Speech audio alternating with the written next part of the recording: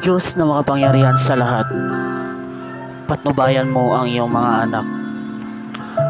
Nanganganib dahil sa lakas ng bagyo, natatatama sa minamahal na bayan ko.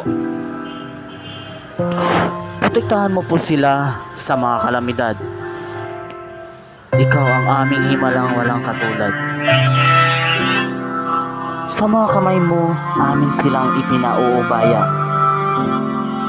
Naway, panalangin ko iyong marinig sana.